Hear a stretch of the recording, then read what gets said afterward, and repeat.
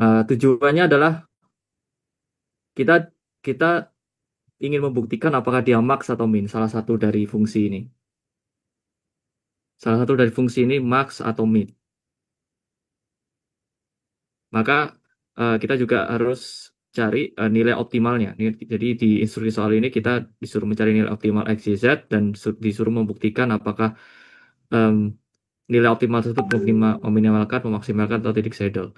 Ini yang paling mudah karena dengan optimasi tanpa batasan. Misalnya kita punya fungsi F1, kita pilih F1 aja, X minus 3Y dan sebagainya. Nah, kita turunkan F ini secara parsial terhadap variabel optimasinya. Di sini kita punya X, Y, Z, atau biar lebih proper, tulis aja optimize ya. Optimize F1. F1 X, Y, Z. Nah, ini caranya cari turunan pertama atau vektor gradien F1 terhadap X.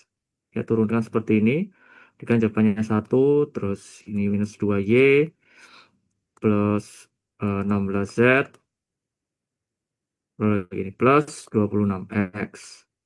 Kemudian turunkan lagi terhadap Y. Ini sama dengan minus 3, terus minus 2X, plus 10Z, kemudian plus 14Y. Terus kemudian turunkan lagi terhadap Z, F1, DZ, seperti ini. Ini untuk mencari nilai optimal kita set sama dengan 0. Lalu df1 dz berarti ini minus 2, terus ini plus 16x, lalu ini plus 10y plus 14y. Oke, sama dengan 0. Set seperti ini, kemudian eh, set vektor gradien sama dengan 0, maka df1 dx, df1 dy, df1 dz sama dengan 0. Maka kita bisa membentuk suatu matriks dari samaan ini. Ya, X, Y, Z. Ini berarti nanti sama dengan berapa? df1 dx. Ini kan minus Y plus 16Z plus 26X. Maka kita bisa set seperti ini. 26 minus 2 plus 16. Terus kemudian ini minus 1. Kemudian yang ini minus 2 plus 14Y plus 10Z. Kemudian ini sama dengan 3. Terus yang dz, d1 dz, ini 16. Terus, oh ini ada yang salah saya ngitung. Bentar, df1 ini 14. Oh ini salah ya. 26z harusnya. 16x plus 10y plus 26z sama dengan 2. Nah, Anda untuk membuktikan, atau sorry, untuk mencari nilai optimal dari x, y, z, Anda selesaikan matriks berikut. Selesaikan matriks ini, selesai nanti. Anda dapat x, y, z. Nah, apakah selesai problemnya? Belum. Karena mencari nilai optimal itu hanya memenuhi necessary condition. Necessary condition namanya. Necessary condition. Ya, mencari nilai X, Y, dan Z optimum. Kemudian ada sufficient condition. Ini yang kita cari pakai Hessian. Ini gimana cara carinya? Nah, kita lihat matriks A. Kita lihat matriks ini, matriks A namanya. Matriks A. Nah, matriks A ini kita bakal cek apakah dia positif atau negatif definite. Sebetulnya kita pakai Hessian dulu ya. Tapi kebetulan ini problemnya kuadratik, jadi turunan keduanya ya ya si A ini. Eh, Cari Hessiannya pakai turunan kedua, kita bisa cek nanti apakah dia positif atau negatif definite. Tapi kalau dia kuadratik, programming seperti yang Anda lihat di slide, maka kita cukup lihat dari matriks A-nya. Atau saya lengkapnya pakai sufficient condition. Sufficient condition melalui Hessian. Ya, matriks Hessian. Matriks Hessian itu berarti df1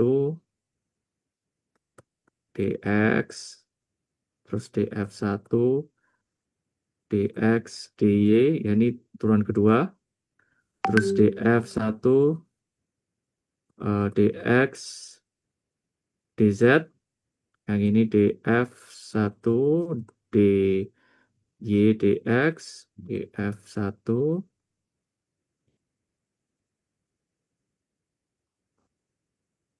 dy dz, ya ini df1 terus kemudian dz dx df1 dz dy df1, ya turunan kedua dz.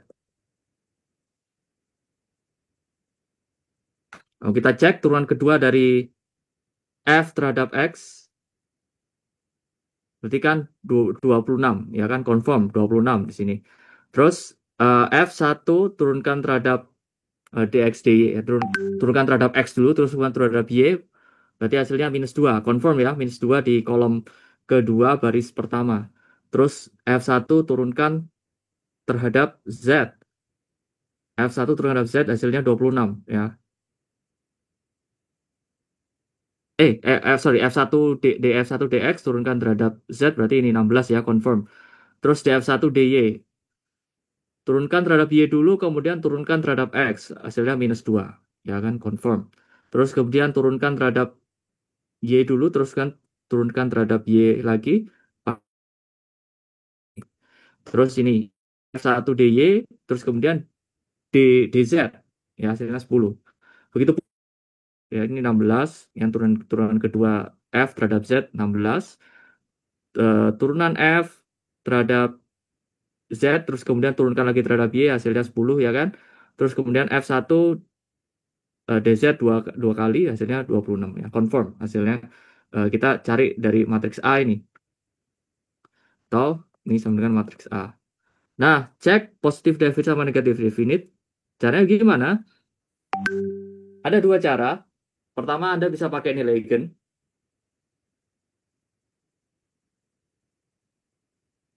Nah, dari sini ya, cek nilai eigen dari A.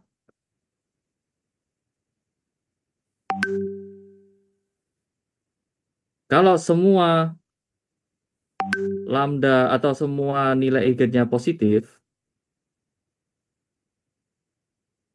semua nilai eigen positif.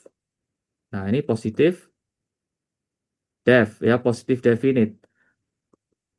Harus strict, semua nilai eigennya harus positif, nggak boleh ada yang nol. Kalau salah satu aja nol, maka kita sebut positif semi definite.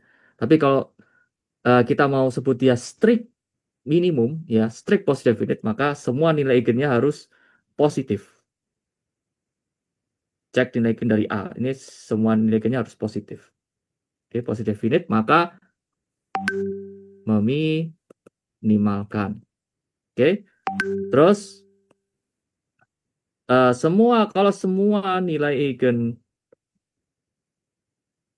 itu negatif, maka negatif definite. Maka kesimpulannya adalah memaksimalkan. Kalau selang-seling,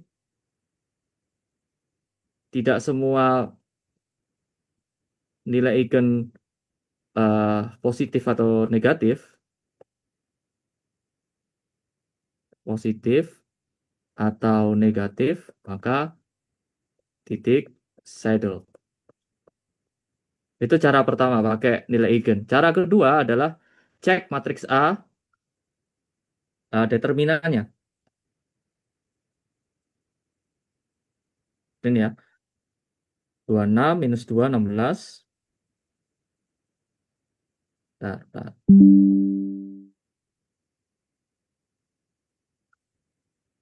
Minus 2, 14, 10.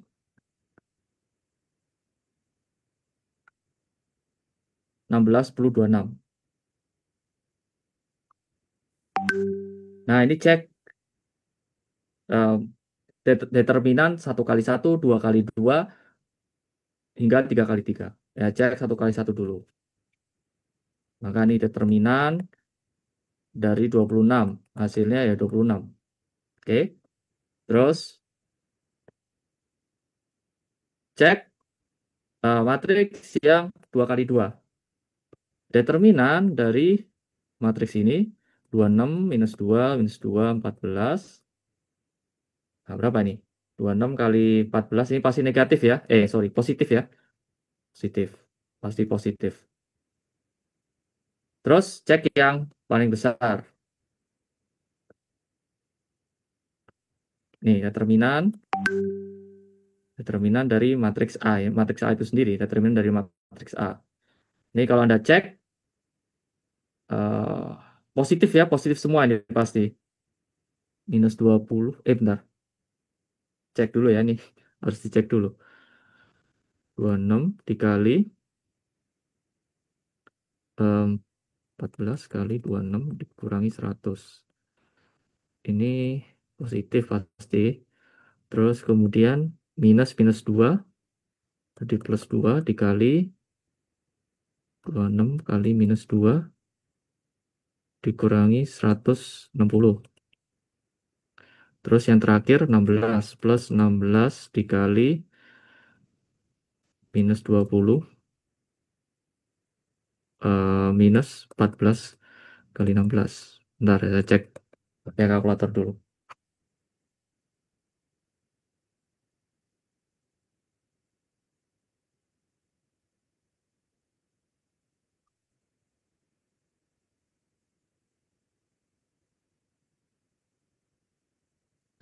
Bentar, 26 kali 14 kali 100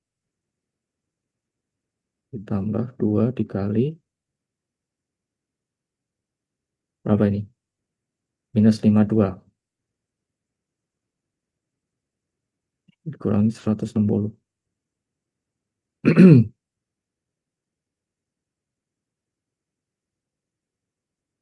Oke, ditambah 16 dikali minus 20 dikurang 14 kali 16. Nah, semua ini hasilnya sama dengan 2536. Kesimpulannya adalah ini positif, positif, positif, positif, maka positif. Oke, positif ini. Nah, kalau yang Anda cek ya, yang lainnya, kalau determinan pertama negatif, let's see, kita punya matriks A seperti ini, minus 1, 2, 3, ya, 4, 5, 6, 7, 8, 9. Kalau di pertama ini udah negatif determinan minus 1 ini bukan 1, oke? Determinan minus 1 ini hasilnya minus 1 juga, karena determinan itu bukan absolut. Determinan itu uh, ya determinan nilai dari matriks ya, besaran matriks tersebut. Nah, ini kemudian matriksnya skalar ya, berarti determinan minus 1 sebenarnya minus 1. Nah, kalau Anda lihat minus 1 seperti ini, maka Anda cek yang 2 kali 2. Kalau yang 2 kali 2 dia negatif juga, ya, misalnya ini ya, misalnya aja, ini determinan berapa ini? Minus 5, minus 8. Bentar, mana ini? Ini minus 1, 2, 4, 5. Nah, ini kan determinannya hasilnya, nah,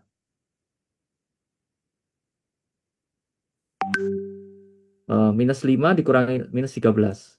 Nah, kalau dia negatif-negatif, kemudian positif, kayak pokoknya selang-seling nggak habis negatif, nggak positif yang determinan matriks yang genap, maka dia ini udah bisa disebutkan saddle ya, titik saddle.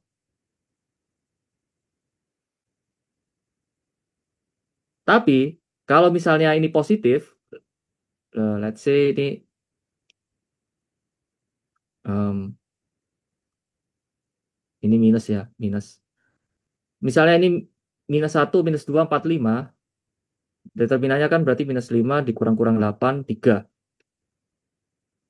Nah, misalnya aja, kalau ini misalnya 3, ya berarti bisa jadi dia positif definite. Jadi positif definite itu negatif, positif, negatif.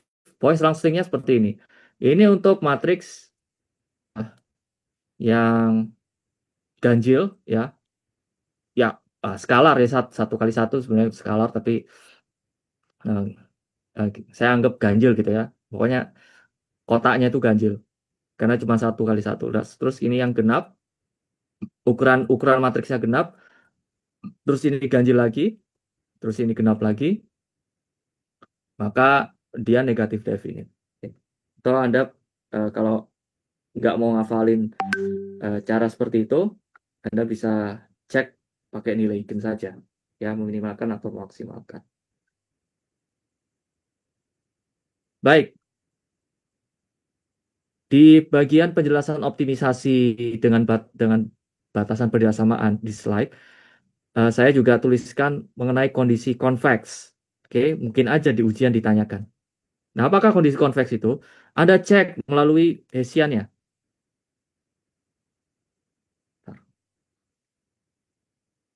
Ini, nggak kelihatan.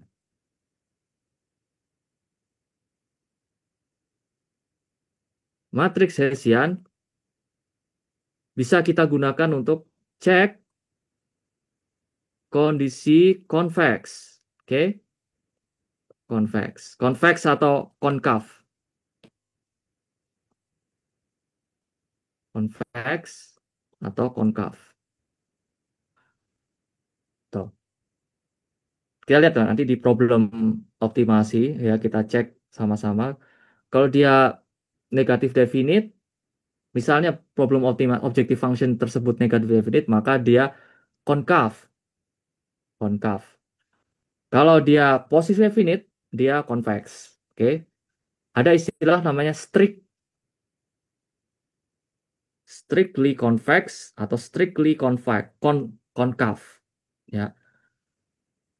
Ini berkaitan juga dengan eh, determinan dari atau positif atau negatif definite dari suatu matriks Hessian. Jadi kalau positif definite maka dia strict convex, kalau negatif definite strict concave, ya. Pokoknya nilai eigennya nggak ada yang nol, itu strict pasti.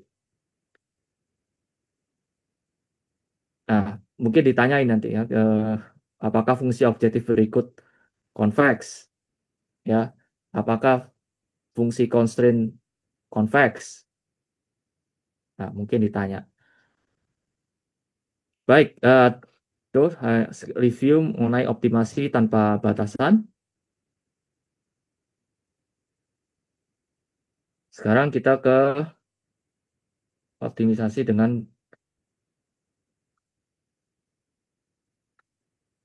batasan persamaan. Tapi sebelum sampai ke sana, saya akan perlihatkan contoh yang lain. Kelas 3, eh, semua kerjain ya. Maaf, Caranya, mau nanya Pak, ya, ya, silakan. eh untuk kalau misalnya positif semi definite itu gimana Pak? Salah satu nilai eigennya ada yang nol. Terus Ini ya, kalau tadi misalnya matriks, ya, kenapa? berarti untuk di Hessian kalau misalnya positif semi definite dia masuknya convex atau konkav? Convex tapi nggak strict. Kalau Oke, terima positif, kasih Pak. ya, kalau positif semi definite itu salah satu nilai eigennya ada yang nol. Dia tidak strict convex, ya convex aja di situ. Tapi kalau positif definite, nilai eigennya semua positif, nggak ada yang nol, ya, maka dia strict convex. Itu definisinya. Ada Terima kasih pertanyaan Pak. lagi? Baik, saya akan lanjutkan ke optimasi dengan persamaan. Ini sebetulnya yang Anda kerjain di kelas ya, pada waktu itu. Dan saya kasih contoh yang di slide, kemudian saya tambahkan constraint persamaan seperti ini. Atau, bentar, kemarin kayak gimana ya, saya lupa juga. Nah, ini contoh, kita ingin menyelesaikan atau mencari nilai X1 dan X2. Ada dua cara, Anda bisa pakai Lagrange multiplier, seperti yang Anda lihat. Lagrange multiplier gimana caranya? Vektor gradien dari F, ini F ya, ini F, terus ini H, dan ini G. Oke, cari vektor gradiennya masing-masing. Vektor gradien dari F, ya, vektor gradien dari F ini sama dengan df dx1 df dx2. Begitu pula yang H. Kenapa kok hanya dx1 sama dx2? Karena variabel optimasi kita cuma x1 dan x2. Tuh. Nah, intinya lihat di variabel optimasinya. Ini dg dx1 dg dx2. Nah, seperti ini. Kemudian susun seperti Anda ngerjain kombinasi linear ya, waktu aljabar linear. Nah, lambda 1 dikalikan ini semua. Kemudian kita ketemu persamaan seperti ini. Ini kan berarti 2, 2x1 x2 sama dengan lambda 1 kalikan 2x1 dan seterusnya. Nah, karena kita punya constraint persamaan, ya kan? X1 kuadrat plus X2 kuadrat sama dengan 1. Terus kemudian kita punya X1 plus 2X2 sama dengan 1. Kita bisa langsung substitusi. Ini bisa kita substitusikan X1 sama dengan 1 minus 2X2. Substitusi kemana? Substitusi ke atasnya, X1 kuadrat. Ini sama dengan 1. Nah, setelah Anda selesaikan, Anda ketemu dua solusi. X sama dengan 1. Terus kemudian ada lagi X1 sama dengan minus 3/5. Pakai satunya. Dari hasil X2. Nah, Anda harus uji dulu. Kalau punya uh, dua solusi ini. Cek nilai optimal. Apakah 1, 0? Nah, ketika Anda masukkan 1 dan 0, kan problemnya max ya. Kalau problemnya max berarti kan 1 kali 0, 0 kan. Terus ketika X1-nya minus 3/5 dan X2-nya 4/5, Anda cek, nah, dia max ya paling gede. Maka kesimpulannya adalah nilai optimal adalah X1 minus 3/5, X2 4/5. Nah, sekarang kita bisa cek konveksitas dari fungsi objektif ini. Caranya gimana?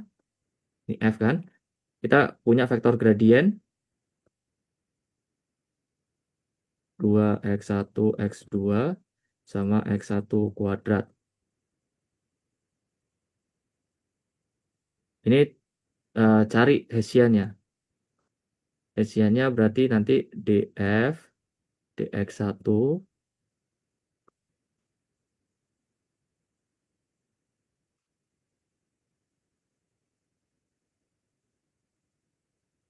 df dx1 x2 df dx2 seperti ini.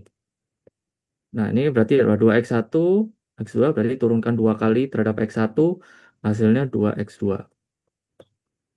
Terus f ini turunkan terhadap x1, kemudian turunkan lagi terhadap x2. Bentar. Ini turunkan x. Hasilnya 2x1. Terus x1 kuadrat. Turunkan terhadap x1 lagi. Hasilnya adalah 2x1. Terus ini turunkan terhadap x2 hasilnya 0 ya. 0.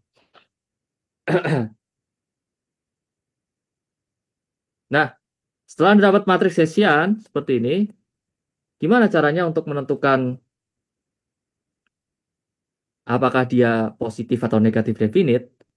Nah, kan Anda nggak punya matriks yang kayak yang kita lihat sebelumnya. Kan ini masih ada variabelnya. Ada 2x1, 2x2 seperti ini. Nah, gimana caranya untuk menyelesaikan? Anda masukkan nilai optimal yang kita temukan di awal. Ya, kita sudah tentukan tadi melalui Lagrange multiplier x1 sama dengan minus 3/5 dan x2 4/5. Maka matriks Hessiannya minus 6, oh balik, 8/5, ini minus 6/5, terus kemudian 2x1 minus 6/5 juga, kemudian ini 0. Oke, nah berapa ini matriks Hessiannya? Anda bisa cek kan, satu, terus yang paling gede, nah kita lihat sama-sama, that 8/5, ini sama dengan 8, 8/5 juga ya, 8/5. Bentar, apakah saya salah ya di sini? Nilai max 3/5. Oh ya, nggak salah. Terus yang ini determinan 0 plus, bentar, 8/5, terus ini determinan.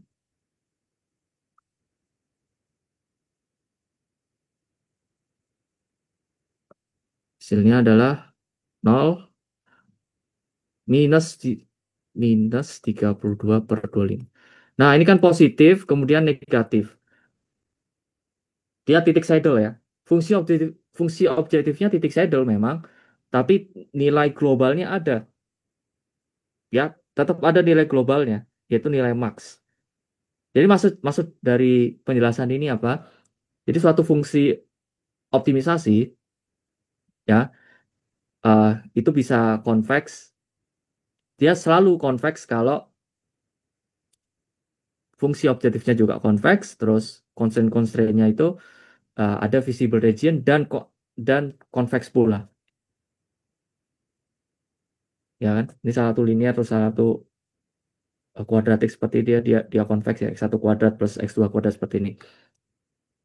Tuh. Tapi bukan berarti kalau seperti ini ada titik saddle, bukan berarti tidak ada nilai optimalnya,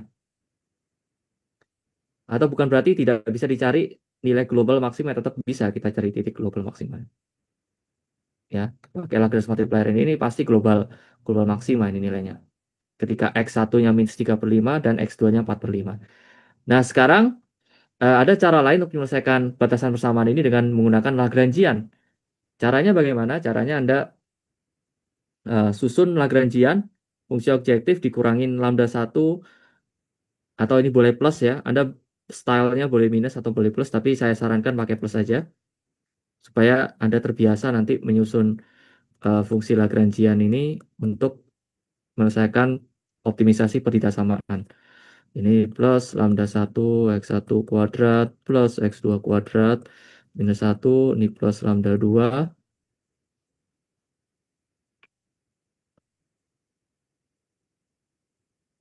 Oke, Nah, bisa seperti ini. Nah, ini turunkan L-nya, vektor gradien L, di mana vektor gradien L ini isinya adalah turunan dari L, sorry ini bukan L, ini bukan F ya, ini L. Vektor gradien itu dari Lagrange multiplier harusnya dl dx1 dl dx2 dl lambda 1 dl lambda 2 seperti ini. Oke, set sama dengan 0. Nah, kalau Anda lihat sama aja sebetulnya pengerjaannya. Ya sama aja karena ini nanti ketemu solusi, ini kan x x1 sama dengan minus 2x2 plus 1 ya. Substitusi lainnya ke variabel yang atau vektor elemen ketiga, baris ketiga, terus kemudian Anda bisa dapetin x2 dan x1 sama kayak yang di atas. Ada dua caranya, Lagrange multiplier atau fungsi Lagrangian. Tuh. Oke, sampai sini ada pertanyaan?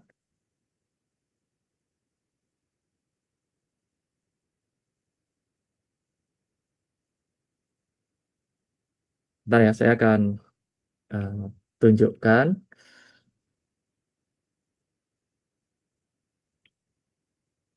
teorema yang ada di buku. Bentar.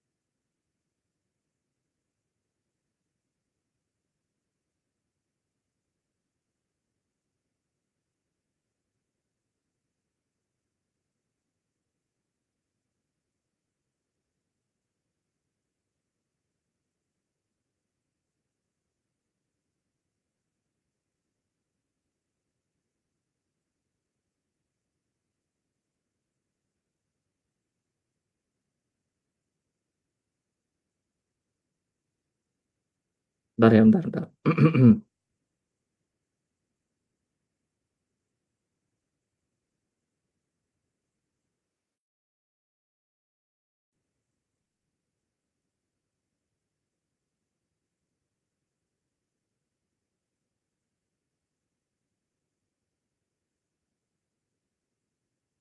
Oke, saya akan ke slide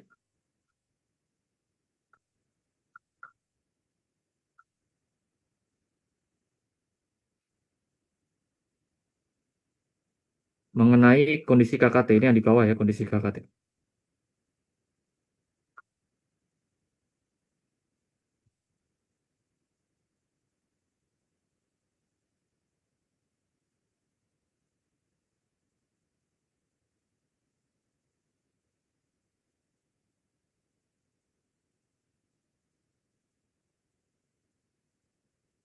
Oke, ini namanya kondisi KKT.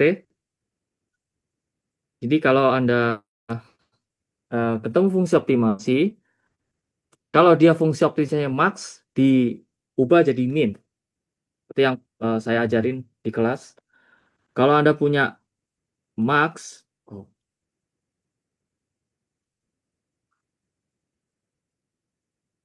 punya max eh, fx, ini kita bisa ubah jadi min minus fx. Nah, yang dikasih atau yang dikalikan minus satu itu hanya fungsi objektifnya aja. Constraint-constraintnya nggak ikut dikalikan minus satu. Jadi jangan salah salah mengerti kalau yang dikalikan minus satu itu semuanya. Enggak, yang dikalikan minus satu itu cuman fungsi f-nya aja, fungsi objektifnya aja yang dikasih eh, minus satu. Ya, untuk ngubah jadi max ke min. Tuh. Baik, ke tugas ya, seperti ini. Nah, cara menyelesaikan ini Anda bisa gunakan KKT juga, ya, nggak harus pakai Lagrangian atau Lagrange. Nah, kalau Anda ingin mengaplikasikan KKT dalam problem seperti ini, problem satu, ya, optimasi persamaan, batasan persamaan. Nah, Anda bisa gunakan KKT ini, ya, set min min min semua, ya, minimize minimize. Nah, kan di sini nggak ada petidaksamaannya. Kalau tidak ada petidaksamaannya, maka bagian kondisi optimality di term kedua ini Anda hilangin. Anda hanya punya minus beta ini. Kan ini kondisi optimality. Optimality condition. Nah, Anda hanya punya kondisi minus Lagrange multiplier untuk persamaan. Ya, vektor Gaussian ini. Contohnya kalau kita mau susun Lagrangian dari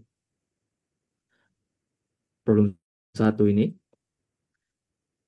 L ini sama dengan 2x plus 2y minus 8xy plus 5x kuadrat plus 6y kuadrat plus 5.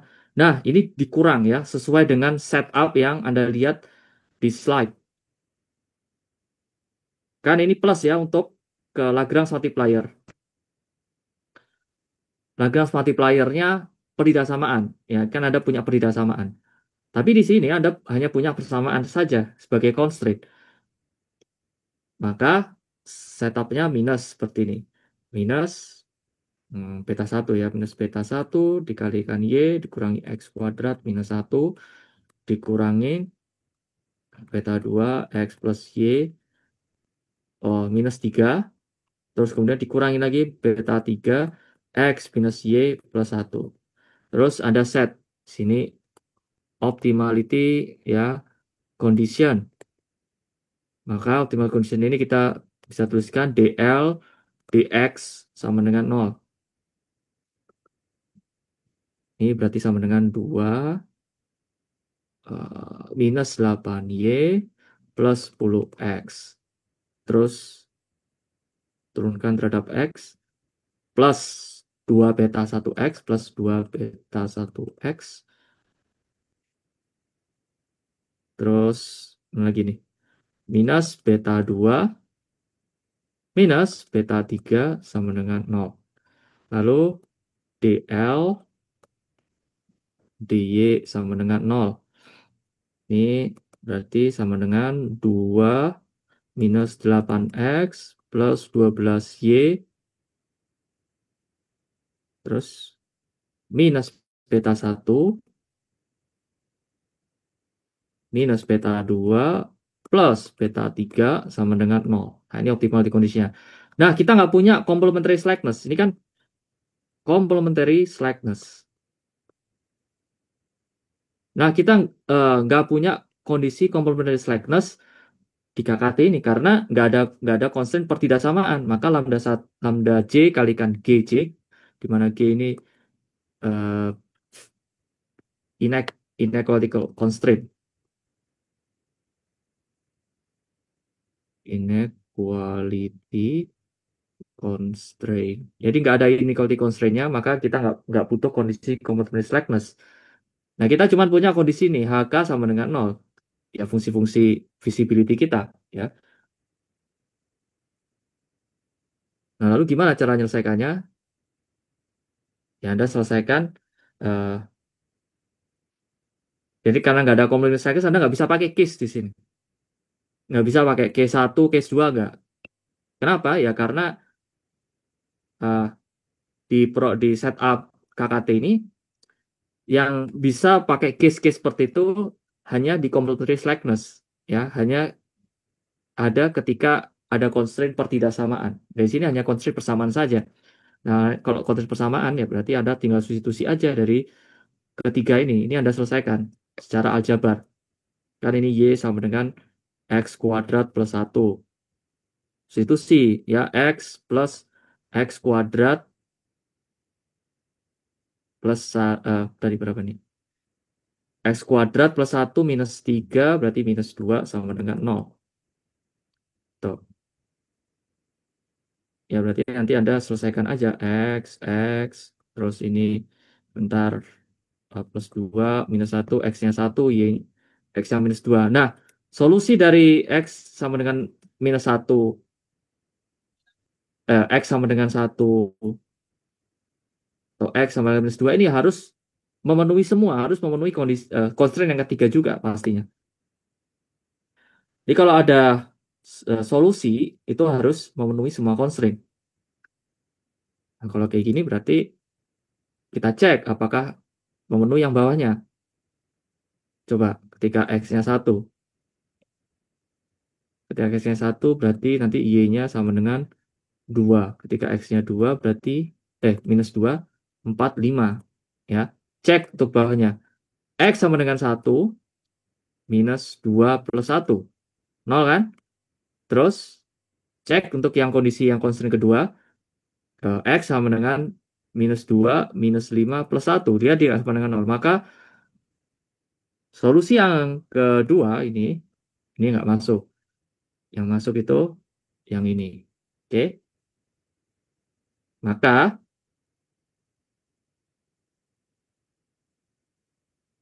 cepat ini sebetulnya. Jadi sebetulnya selesai nih. Gampang ya. Maka eh, X sama dengan satu optimalnya. Terus Y sama dengan 2 optimalnya. Selesai. Gitu aja. Ya kan kalau kayak kita menyelesaikan problem di awal tadi yang seperti ini kan tinggal substitusi yang persamanya.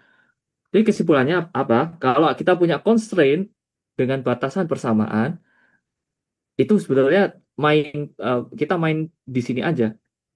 Kita cuman perhatikan yang constraint-constraint persamanya karena kita langsung bisa lakukan substitusi terus uji ya apakah memenuhi kondisi yang lain. Nah, seperti itu. Tapi dengan syarat ya, dengan syarat bahwa constraint-constraint ini harus visible, punya punya visible region. Artinya harus ada region di mana semua ada solusi lah, ada solusi yang masuk. Daerah solusinya itu ada, saling saling bersinggungan. Itu pertama. Terus yang kedua harus convex juga, ini harus convex ya. Nah, fungsi Y sama dengan X kuadrat plus satu ini ya. Ini convex ini kalau Anda cek nanti. Y sama dengan X kuadrat plus satu dia convex. Tuh. Nah, gitu caranya untuk persamaan lebih mudah untuk yang constraint persamaan. Baik, apakah ada pertanyaan dari sini? Izin Pak, saya mau bertanya. Ada Pak. Ya, eh untuk persamaan apa untuk bentuk umumnya Lagrangian itu yang tadi, itu kalau persamaan itu harus negatif apa nggak boleh positif gitu Pak? boleh sih positif. Cuman ini kan ngikutin setupnya KKT yang ada di buku. Sama Jadi aja sih sebetulnya. kalau misalnya saya pakai positif gimana Pak? Ntar apakah hasil akan berbeda? Kalau dia persamaan, ya kan, nggak masalah. Tapi kalau persamaan, Anda sebaiknya pakai minus aja ngikutin buku. Sebetulnya juga nggak masalah. Saya kemarin juga sempat ngitung ya. Kalau ke constraint di persamaan itu Lagrange multiplier-nya positif, itu seperti apa? Sama aja nanti hasilnya. Nggak masalah. Cuman biar nggak bingung gitu ya. Biar nggak bingung ngikutin setup yang di buku aja. Tuh. Oke, baik Pak. Terima kasih Pak. Ya. Nggak masalah sebetulnya plus atau minus. Kan soalnya tadi saya kasih contoh pertama, ini pakai minus ya. Ini kalau Anda pakai plus pun nggak masalah. Kalau konsepnya persamaan ya, asal ngikutin ini semua ya. Ini yang ada di slide, ngikutin setup ini. Kalau dia constraint persamaan, Lagrange multiplier-nya, kondisi optimality-nya ini plus ya, plus. Tapi kalau constraint-nya persamaan ini minus. Oke. Terus bentuknya harus fungsi G harus kurang dari sama dengan nol. Ya. Contoh, ini di tugas kemarin persamaan. Oh, ini semuanya udah bentuk kurang dari sama dengan ya.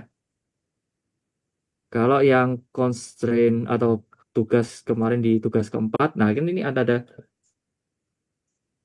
ah kan ada salah satu yang constraintnya lebih dari sama dengan. Nah, ini di set jadi kurang dari sama dengan. Kalau Anda mau ngeset itu berarti kan hasilnya nanti minus X minus 2Y minus 2 kurang dari sama dengan nol. Ini pindah semua ke kiri. Minus 16 kurang dari sama dengan nol. Terus ini minus 3X plus Y minus 5 kurang dari sama dengan nol. Nah, seperti ini. Ngikutin setup yang ada di buku. Ya, di buku RAW, Engineering Optimization. Ini. Ngikutin aja. Ya, ngikutin aja. Pasti solusinya ketemu. Nah, kalau kita nggak ngikutin gimana? Misal ya, Anda suka-suka nih, nggak apa-apa. Suka-suka. Ini nanti minus. Terus ini tetap minus atau Anda set ini plus. Tetap tetap ketemu solusinya. Kalau kalau problem optimasi tersebut ada solusi global optimanya, entah itu global maksima atau global minima, tetap bisa kita ketemukan. Tapi Anda pasti akan kebingungan di kondisi yang terakhir ini. Ini kondisi namanya non-negativity. Di kondisi negativity, ntar Anda bisa salah di situ. Anda nanti nganggap kalau Lagrange lambdanya dia negatif atau positif, misalnya um, lambdanya itu kondisi global kan berarti Anda skip kan karena tidak memenuhi negativity. Nah, berarti kan salah kan. Nah, makanya uh, ngikutin constraint atau setup yang ada di buku seperti ini. Oke. Constraint-nya dibentuk G kurang dari sama dengan 0. Terus untuk kondisi optimality-nya untuk constraint perjasamaan G tandanya plus semua, terus sum semua ini, sum. Ya, sum semua. Terus untuk konsep persamaan dia sama dengan seperti biasa. Ini sebetulnya sudah saya bahas ya di rekaman. Kan saya sempat kasih contoh rekaman soal. Ntar saya akan tunjukkan.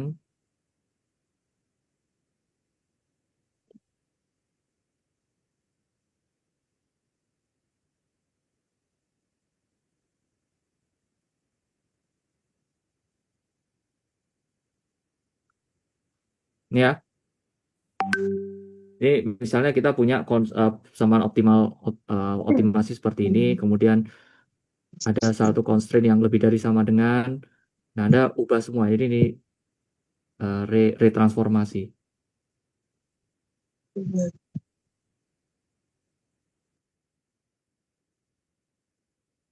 Oke, kayak reformulasi dari max ke min. Ini kan formulanya awalnya max, terus saya kalikan minus 1 semua, hasilnya 5x plus 3y kuadrat dan seterusnya.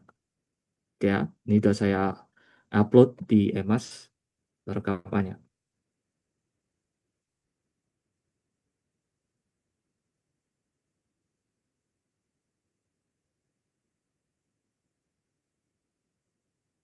Oke, bentar.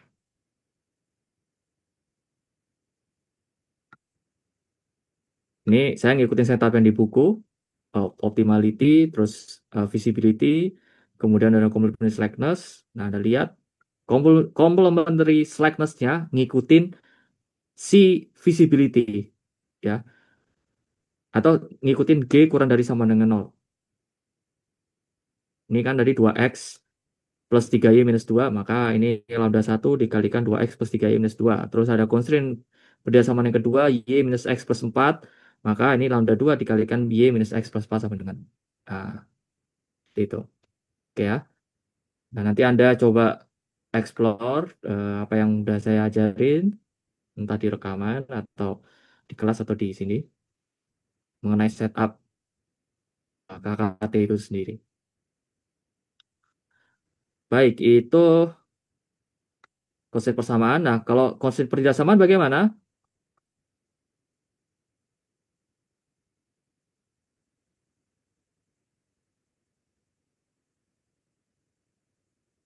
Nah, ini problem yang, oh bentar, bukan ini ya.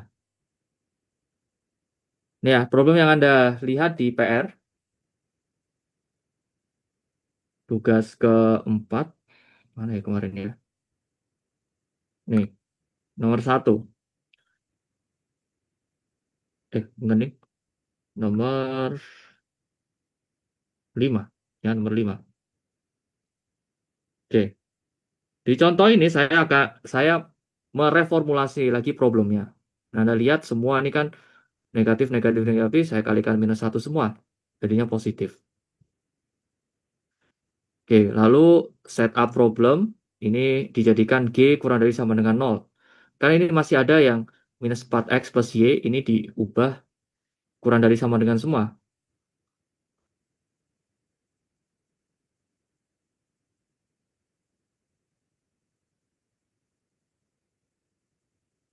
Terus ini jadi 4x minus Y minus 3 kurang dari sama dengan 0. Jadi setupnya itu kurang dari sama dengan 0 semua yang yang konsisten persamaan. Yang konsisten persamaan ya sama aja kan ya. Mau X minus 3Y plus 5 sama dengan 0, mau 3Y minus X minus 5 juga sama dengan 0 juga nggak ada masalah. Karena konsistennya persamaan. Nah, ini fungsi Lagrangian kita, setup seperti yang ada di buku. Ini ada lambda 1, lambda 2, dan kemudian ada beta. Nah, set kondisi optimality. Ya, L ini turun terhadap X, L turun terhadap Y, terus susun juga visibility-nya, susun juga complementary selection-nya. Complementary selection hanya kita tulis saat kita punya constraint pertidaksamaan. Nah, Anda lihat, kan constraint pertidaksamaan kita adalah 3 ini. 1, 2, 3. Nah, Anda lihat, lambda 1 dikalikan X plus 2 kuadrat, tambah Y minus 1 kuadrat, minus 25, dan seterusnya. Ya. Oke, untuk fungsi optimasi ini, kita bisa cek apakah dia convex atau enggak. Ya, mungkin aja ditanya ya kan, apakah fungsi objektif ini convex atau konkav. Nah, kalau kata-kata kuncinya itu adalah convex, ya, convex. Convex itu apa sih? Cekung kan ya? Cekung. Cekung. Cekung ini kan berarti min ya, min. Minimalisasi, minimization. Berarti apa? Dia harusnya positif definite. Harusnya positif definite. Nah, kita cek. Bukan dari max ini, ya, bukan dari problem max-nya ini, tapi dari problem yang sudah kita reformulasi jadi problem minimasi seperti ini. Nah, kita cek sama-sama. Ini dimisalkan ini F.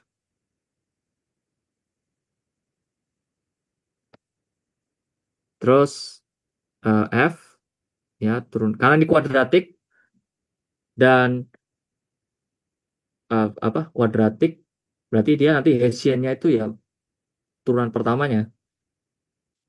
Maksudnya turunan pertama sama dengan 0. Ya, kita bisa susun seperti itu karena dia kuadratik. Kalau kita coba df dx ini sama dengan 2x plus 4y berarti ini 2 plus 4y ya 2x plus 4y plus 4x. Oke. Terus ini df dy ini sama dengan 4 ya plus 4x plus 30 y. Oke. Setup ini sama dengan 0. Atau kalau Anda bingung ya, normal aja pakai Hessian seperti ini.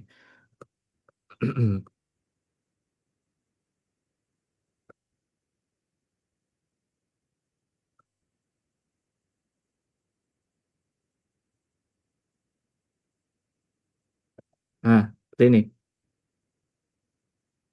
Lalu diturunkan terhadap X 2 kali. Hasilnya adalah 4.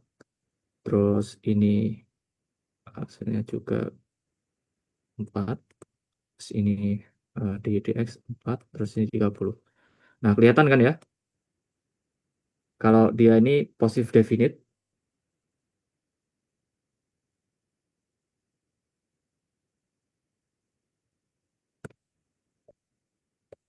Ya, determinannya. Berarti apa? Determinan. Oh, kelihatan. Determinan 4. Ya, 4. Terus determinan H itu sendiri. Positif kan pasti 120 dikurangi 16. Positif. Sehingga positif definite. Ya, ini pos def. Tuh. Ya, berarti convex. Kesimpulannya adalah convex. Fungsi objektifnya convex ya. Fungsi objektifnya convex. Nah, Anda lihat, kan awalnya max ya kan, max. Tapi kok bisa jadi positive definite? Ini pun kalau Anda mau cek ya, ini aja. Ini aja negatif definite, benar. Ini kalau Anda mau turunkan, ini membedakan, biar membedakan ini sama dengan L ya. D, jangan L. W aja. DW, DX, ini kan sama dengan, berarti kebalikannya ini ya, minus semua. Berarti minus 2, minus 4Y, minus 4X. Terus ini DW, DY. Minus 4, minus 4X, minus 30Y. Nah, isiannya seperti apa? Ini minus 4, terus turunkan terhadap Y, minus 4, turunkan terhadap X, minus 4, turunkan minus 30. Oke? Nah, Anda cek kan? Ups. Nah, ini dat minus 4, ya minus 4. Dat H, berapa berarti? 120 dikurangi 16. Positif kan? Nah, min, terus positif. Sorry. Negatif, terus positif. Hasilnya apa? Ya, konkav ya. Negatif definite. Neg, def ya. Negatif definite. Tuh, kesimpulannya berarti dia bisa konkav ya. Fungsi yang konkav. Convex dan konkav itu sebetulnya cuman kebalikan aja. Satunya cekung, satunya cembung. Itu aja. Konkav itu cembung.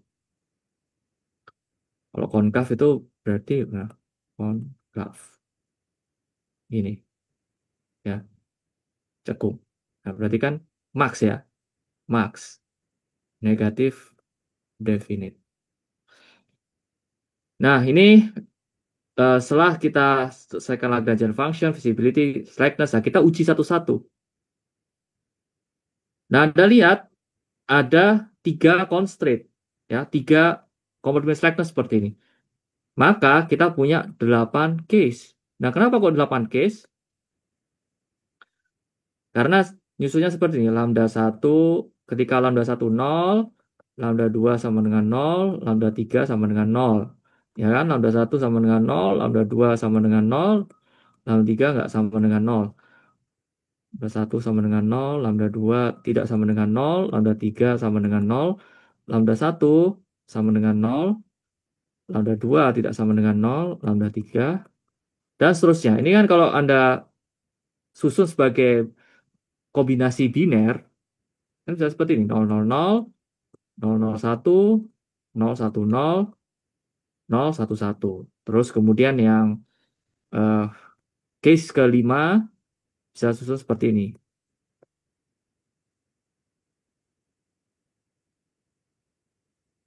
Nah, ini kan berarti 1, 0, 0. Ini lambda 1 tidak sama dengan 0.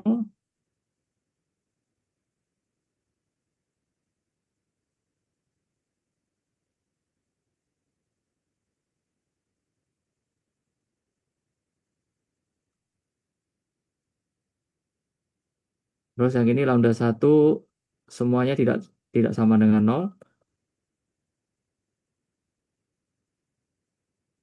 Maka 1, 1, 1. Ya, 8 case. 8 kombinasi. Tapi Anda tidak perlu telusuri satu persatu. Sebetulnya tugas kemarin itu gampang ngerjainnya. Sebenarnya ini juga kurang. Sebetulnya ini kan satu kelompok ada 2. Ya kan? Karena 8 saja ini. Dan ini sudah gampang. Kita lihat nanti di penyelesaiannya. Terus ada kondisi lagi non-negativitasnya. Ini ngikutin setup yang di buku ya. Nih, yang ada di buku seperti ini setupnya. Ngikutin ini aja.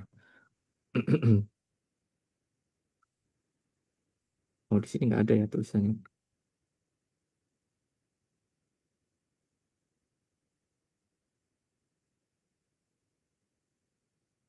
Pilih ini aja ya, kondisi KKT. Oke.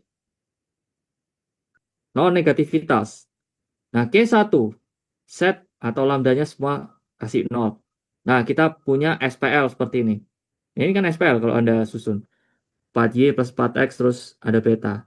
Nah, ini sengaja saya langsung tulis seperti ini karena untuk mempersingkat, aslinya kan 4, 4 minus 1, 4, 30, terus ini 3, 1 minus 3, terus ini dikalikan X, Y, beta, ini sama dengan minus 2, minus 4, terus ini minus 5.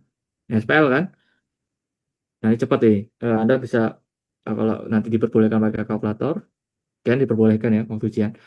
Anda bisa langsung hitung inverse-nya. Atau Anda bisa selesaikan ini pakai Gauss Jordan biasa. Ini kan saya susun pakai Gauss Jordan.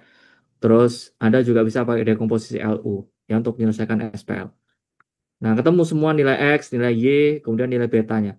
Nah, Anda lihat betanya ini, kalau Anda hitung,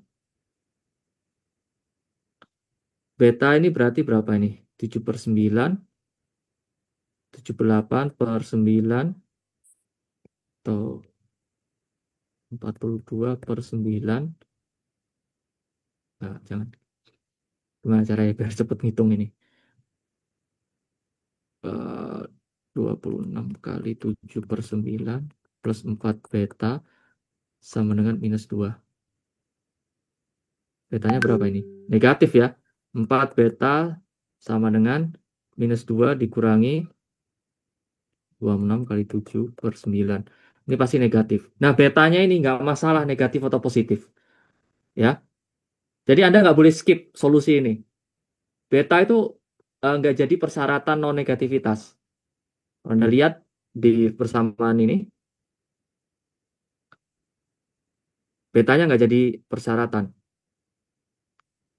Oke ya, betanya nggak jadi persyaratan non-negativitas. Jadi biarin aja betanya seperti ini.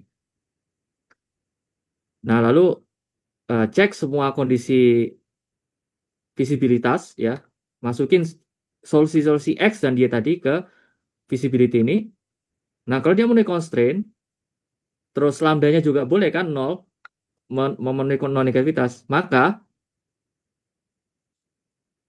kesimpulannya adalah X optimal ini sama dengan minus 8/3 dan Y optimal sama dengan 7/9. Nah, udah gitu aja. Jadi Anda nggak perlu telusuri 8 case di sini. Karena satu aja udah ketemu. Jadi kalau ada ketemu solusi seperti ini, ya udah. Kecuali problemnya itu tidak konveks. Ya, fungsi optisnya udah tidak konveks, terus eh, si constraint-nya tidak konveks. Nah, itu agak susah. Tapi kalau udah ketemu solusinya udah memenuhi semua, berarti ini kondisi global. Ini global ya, global optimal.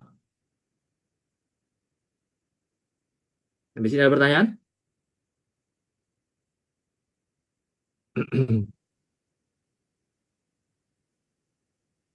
Ya, ini mungkin Anda yang Ya Pak, dan halo. satu kelompok yang ya mau Mulai dong bertanya Pak. ya. Buat fungsi objektifnya ini kalau di KKT itu emang dia tuh harus pakai fungsi min atau enggak kan maksudnya juga masih boleh ya Pak? Boleh, boleh. Cuman nanti kebalik gitu. Contohnya di sini ya. Ini kan min ya. Setup di buku kan min. Tapi kalau dia max berarti yang di bawahnya ini pasti kebalik. Yang tadinya G kurang dari sama dengan 0 berarti dia harus lebih dari sama dengan 0. Kemudian non negativity jadi non positivity gitu. Jadi kebalik semua. Nah, makanya amannya biar gak bingung ngikutin setup yang di buku, jadikan itu problem minimasi. Jadikan problem minimasi aja dengan cara apa? Yang max tadi, problem fungsi objektifnya yang max dikalikan minus 1. Udah, gitu aja. Biar aman, gitu. Sampai sini menjawab? Ya menjawab Pak. Terus kalau hasilnya itu kan bakal jadi tetap di min ya, di nilai optimalnya. Nah itu kita perlu ubah lagi nggak buat ngikutin soal jadi dikali negatif lagi biar jadi max. Nggak perlu sih, karena nilai X ini yang sudah ditemukan, ini udah variabel yang optimal, nilainya jadi nggak dikalikan minus 1. Tuh, ngerti maksud saya? Oh oke, oke. Makasih Pak. Ya, ya. Ya, pasti kalau ngitung, kalau ditanya misalnya, oke, nilai maksimum dari fungsi atau fungsi optimisasi ini berapa? Ya Anda harus masukin fungsi asli ya pasti maksnya ya kan. Tapi kalau misalnya Anda masukin -8/3 sama 7/9 ini ke problem yang udah direformulasi, ya minimasi ini, ya nilai minimal kan jadi harusnya nanti jadinya nilai minimal adalah sekian gitu. Kebalikannya pasti -1 dari max. Gitu. Tapi kalau di ujian rasanya yang ditanyain paling cuma X sama Y-nya aja. Gitu. Kalau F kan juga gampang kan ya, tinggal masukin X sama Y-nya di fungsi objektifnya selesai. Tuh. Itu ya. Intinya adalah ngikutin setup di buku aja, gitu. Biar nggak bingung. Tapi kalau Anda punya preferensi sendiri nggak ada masalah. Ya mungkin sebagian dari Anda paham gitu ya. Nggak ada masalah soal max min, ya Anda langsung apa pakai max aja untuk mencari kondisi KKT-nya nggak ada masalah. Tapi ini supaya Anda nggak bingung, ngikutin setup yang ada di buku seperti ini. Tuh. Pak, saya mau nanya, Pak. Ya, Untuk kondisi KKT, apakah hanya berlaku di convex atau harus atau di concave juga bisa? ini konkav sebetulnya max ini. Kan tadi kita sudah hitung kan negatif definite, bisa konkav, bisa juga. Sebenarnya convex sama konkav itu cuman ini aja apa namanya dikalikan -1. Kan convex ini kan kayak cekung kan, ini terbalik. Min kan ya, problemnya min kan. Kalau konkav itu kan berarti cembung kan, max gini kan. Kan ini kali -1 aja berarti. Ya nggak? Ini kalau fungsinya dikalikan -1, jadinya konkav kan? Balik kan? Ngerti maksud saya? Ya, yang ngerti, Pak. Ya cuma dikali aja -1 seperti itu. Tapi kebanyakan buku ya, entah itu di buku Engineering Optimization, RAW, terus di buku Convex Optimization, semua problemnya adalah minimasi. Minimasi seperti ini. Nggak ada masalah, orang cuma dikali -1 kan. Nggak jadi problem berarti. Kalau kita punya F, max, seperti yang saya contohkan tadi, kalau mau jadi min berarti dikalikan -1 semuanya. Semua fungsi objektifnya akan -1. Tapi constraint-nya biarin aja. Ya, constraint-nya biarin aja. Nggak usah dikalikan -1 juga. Oke, sekarang kita ke di square. Saya langsung ke contoh soal aja.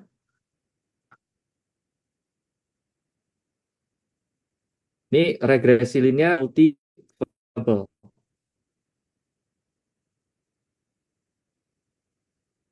Nah, untuk menyelesaikan problem seperti ini, ya, mencari koefisien regresi, langkah pertama yang Anda lakukan adalah menuliskan modelnya.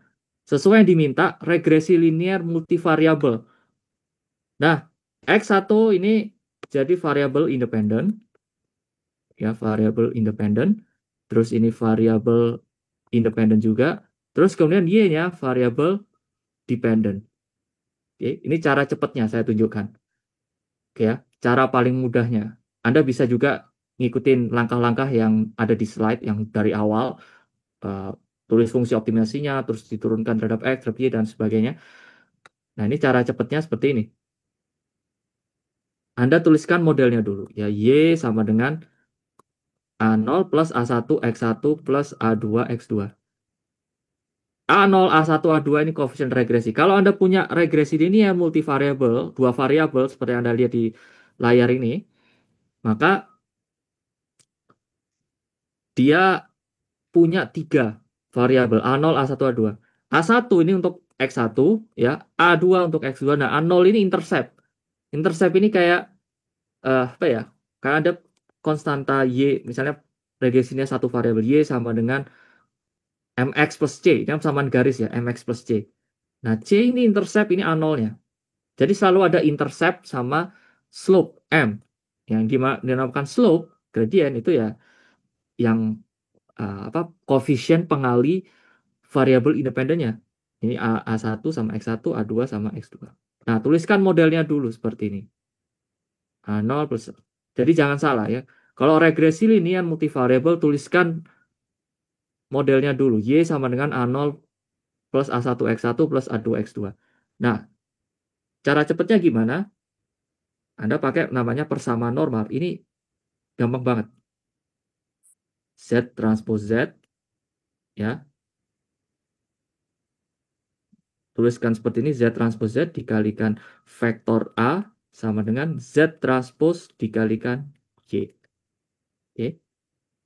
Nah, langkah pertama yang Anda lakukan adalah menuliskan vektor A-nya dulu. Vektor A-nya itu isinya siapa saja?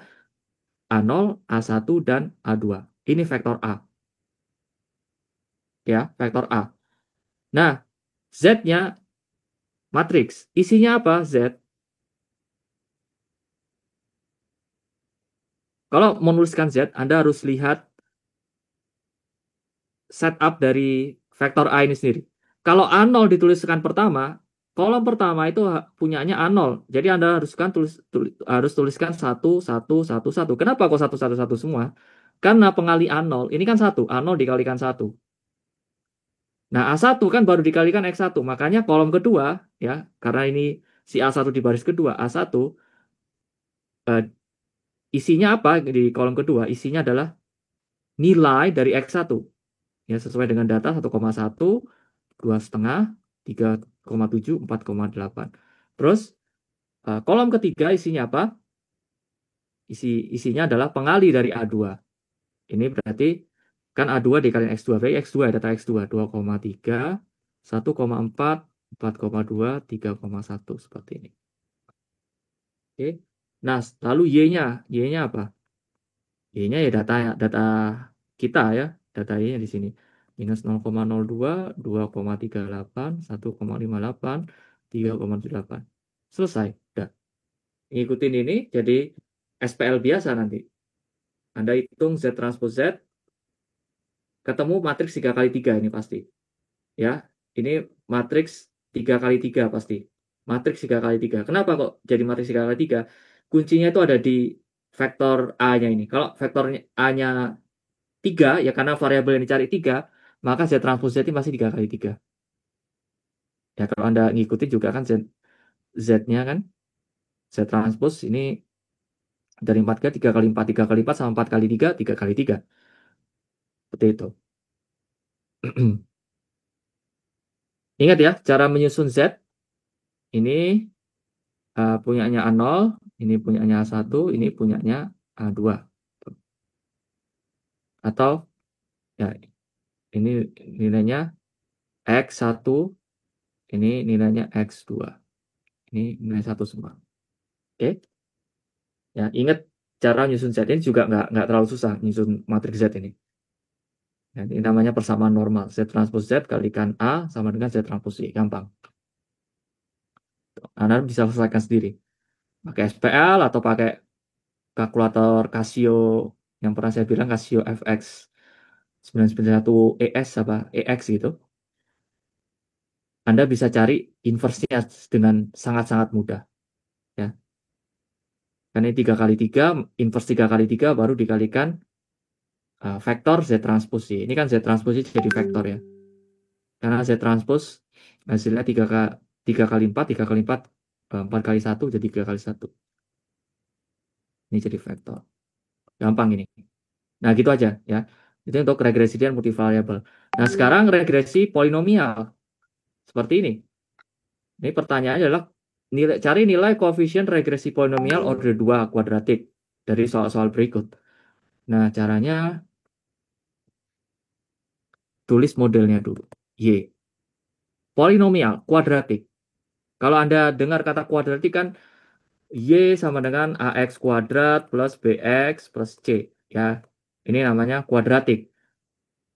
Nah, makanya Anda bisa tuliskan model regresi polinomial tersebut. Jadi A0 plus A1X kuadrat plus A2X kuadrat. Nah, Anda lihat hanya ada X aja di sini. Berbeda dengan problem regresi linear multivariable yang ada X1, X2.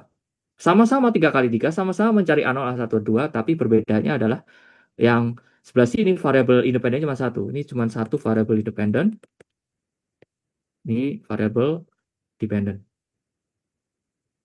Oke, caranya sama seperti regresi linear multivariable penyelesaiannya. Z transpose Z dikalikan A sama dengan Z transpose kalikan Y. Nah, nyusun Z, oh, itu harus berdasarkan A. Nah, A ini disusun, kan nulis A0 dulu, terus A1, terus A2. Ini nggak boleh kebalik-balik ya. Sama seperti regresi linear multivariable, nggak boleh kebalik-balik. Jadi kalau A0, A1, A2, nyusun yang ditulis dulu A0, kemudian A1, kemudian A2, Z-nya ini nggak boleh kebalik-balik. Kolom 1 harus punyanya A0, kolom 2 harus punya A1, kolom 3 harus punyanya A2. Tuh, nggak boleh kebalik-balik. Nah, Z-nya, gimana cara nyusun Z? Z-nya, karena A0 ditulis duluan nih, 1, 2, 3, 4, terus 1 punyanya X, ya. Karena ini Anda lihat cuma X aja, sorry, salah. Modelnya salah, ini X kuadrat, terus ini A1X ya. Nih, A1X plus A2X kuadrat. Kan sama dengan kita menuliskan kuadratik ya, AX kuadrat plus BX plus C. Kayak gini. Ya, 4 sampel ke bawah, terus kolom 1 punyanya A0, kolom 2 punyanya X. Nah, X ini kan setengah 1,7, 2,3. Ya, ini 0,5, 1,7, 2,3, 3,8. Nah, kolom ketiganya bagaimana? Kolom ketiganya berarti 0,5 kuadrat, 1,7 kuadrat, 2,3 kuadrat, 3,8 kuadrat. Selesai udah.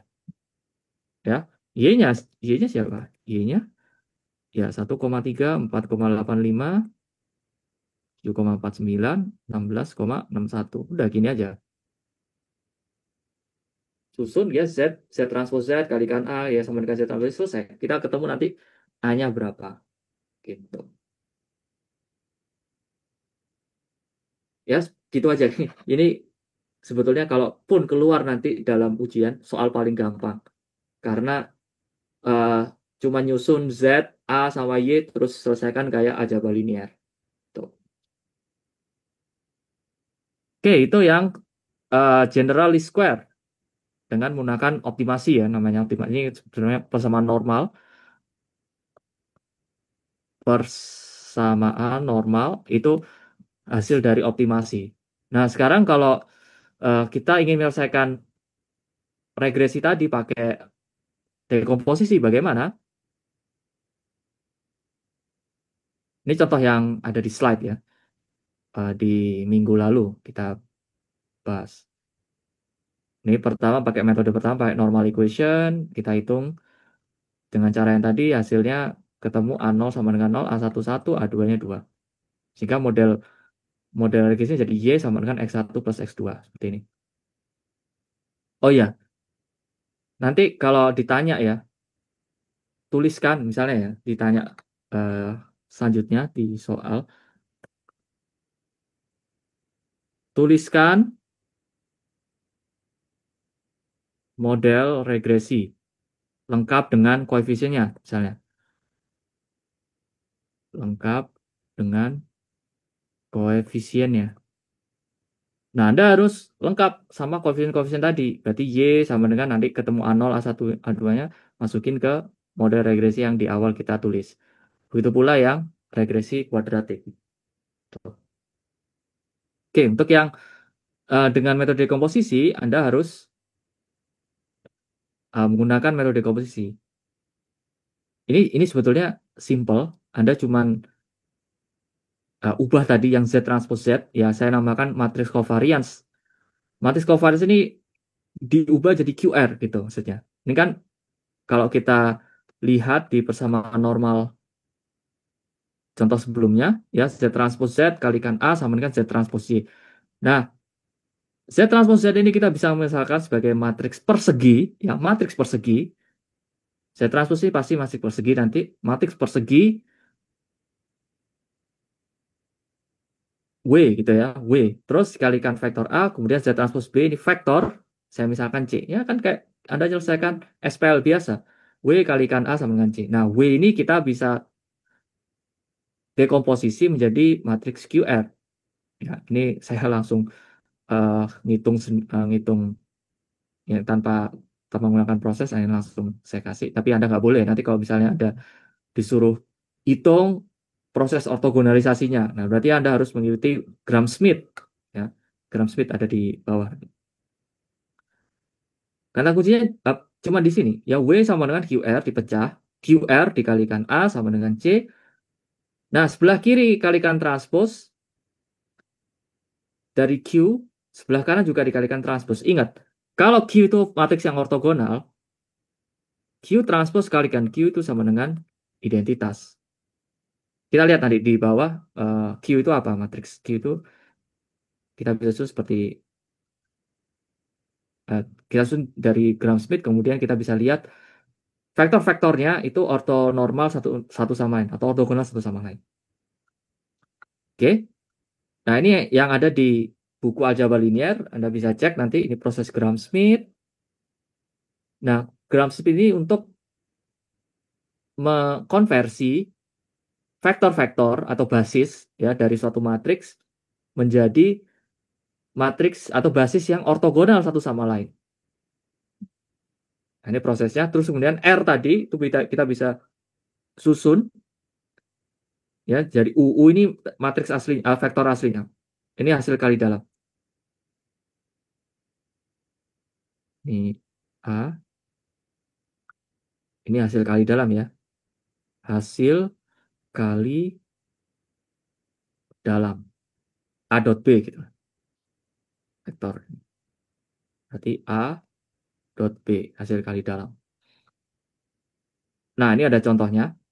Ini saya juga ngambil dari buku.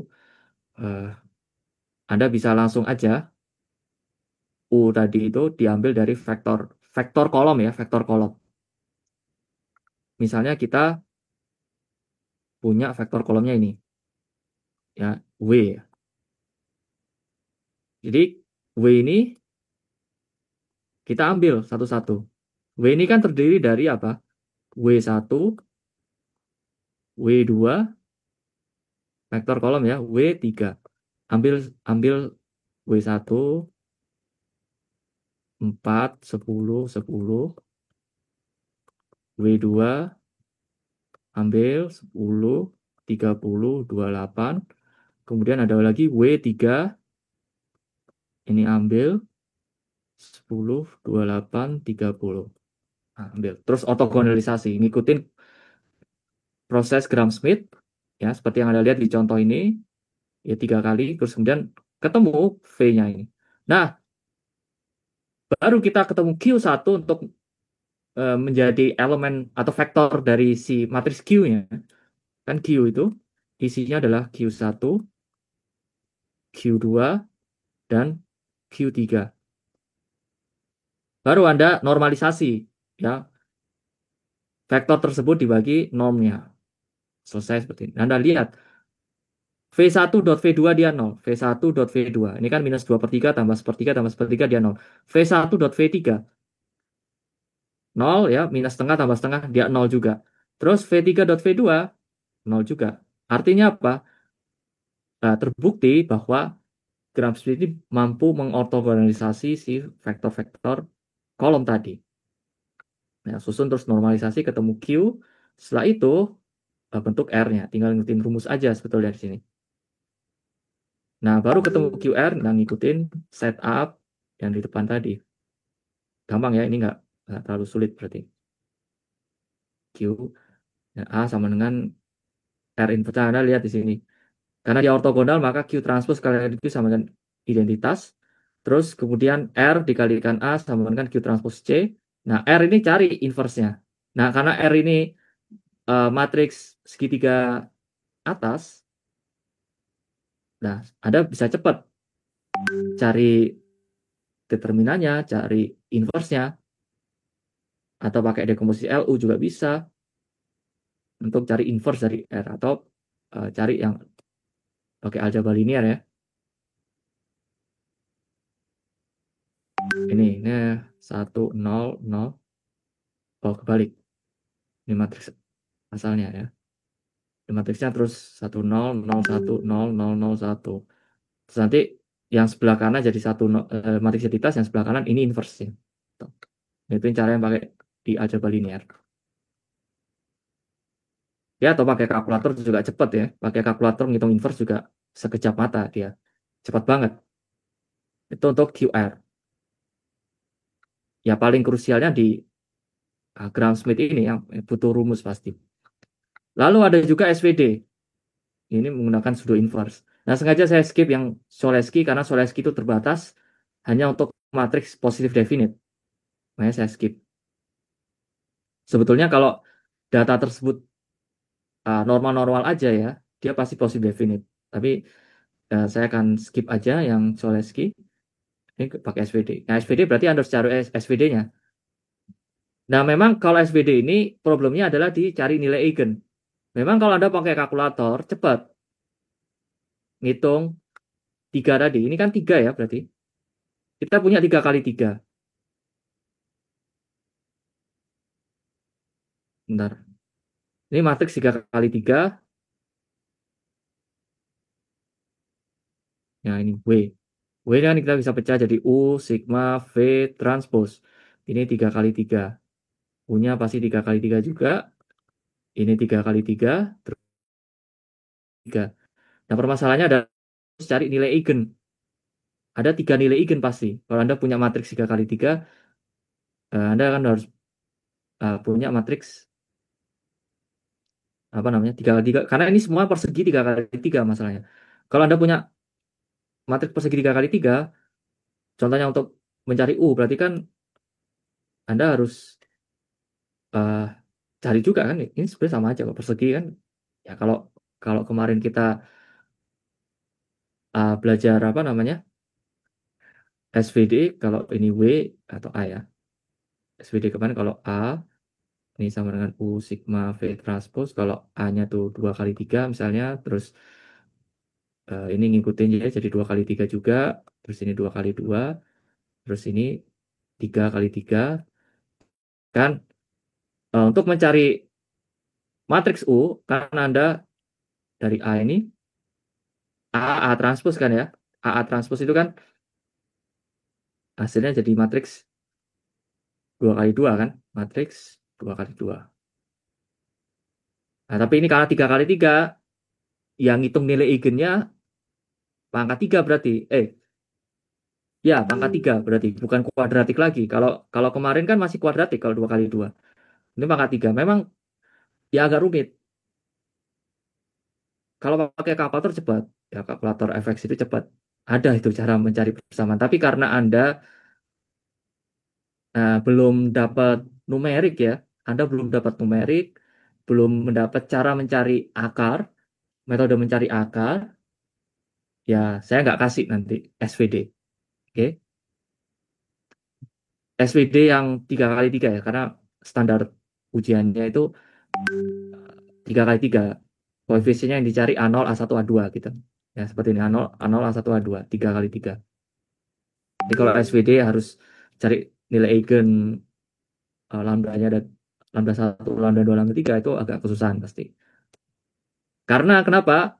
Karena saya juga belum bisa menyusun nilai eigen yang bilangan bulat. Kalau yang kemarin Jordan bisa kan ya? Kemarin di latihan itu kan 3 kali 3 tapi jawabannya ada kan ya. Bulat, bilangan bulat, sorry, bilangan bulat. Jadi nggak susah. Kalau ini agak susah. Oke. Cara menyelesaikannya bagaimana? Yang sama kayak tadi, W kalikan A sama dengan C, terus W dipecah jadi U sigma V transpose. Nah, ada pseudo inverse sigma plus seperti ini. Caranya seperti apa? Sama seperti yang saya tunjukkan di slide atau di EMAS itu ya, yang ada penjelasan langsung di minggu berapa itu? Yang minggu kita belajar pseudo inverse. Baik, ada pertanyaan lagi? Permisi Pak, saya ingin Ya. bertanya. Tadi untuk mencari inverse, boleh langsung pakai kalkulator atau kalkulator sebagai penunjang aja? Kalau kalkulator Anda ada inverse-nya ya langsung aja kan? Ya nggak? Oh oke Pak, terima kasih. Ya sebetulnya ini nggak pakai kalkulator juga bisa, tapi untuk yang least square tuh agak susah. Ya bisa sih, Anda kan udah belajar aljabar linier. Untuk menyelesaikan model seperti ini kan pakai OBE juga bisa kan? Tanpa kalkulator pun bisa sebetulnya. Cuman ya memang agak lama. Makanya nanti Anda angkanya nggak seperti ini. Satu, ini kegampangan dan angkanya bilangan bulat. Angkanya mungkin koma-koma panjang supaya lebih lebih sulit. Karena boleh pakai kalkulator. Tuh. Oke. Sampai sini ada pertanyaan? Kalau nggak ada, kita akan akhiri review hari ini. Besok ujian jam 8 ya, jam 8. Siapkan dengan baik. UTS bisa saya langsung publish Senin, Selasa atau Rabu, supaya nanti Anda punya pertimbangan untuk memutuskan apakah Anda SP atau enggak. Oke. Kalau UAS ya nggak bisa dalam minggu depan, ya kan? Karena sampai tanggal 6 pendaftaran SP. Tapi kalau lihat dari nilai UTS aja, kan Anda bisa memutuskan kan apakah Anda lanjut ambil SP atau enggak gitu. Jadi saya berharap semuanya lulus lah pasti, semua nilainya baik. Tapi ya lihat lagi, ya karena UTS-nya juga bervarian ya, ada yang nilainya bagus 90, 80 ada, 70 juga ada pula yang 40, 30, ada yang 10, ada yang 20 tuh. Jadi itu keputusannya nanti. Oke, silakan nanti ada pikirin. Oke, belajar yang baik buat ujian besok supaya nilainya bagus. Sekian, terima kasih.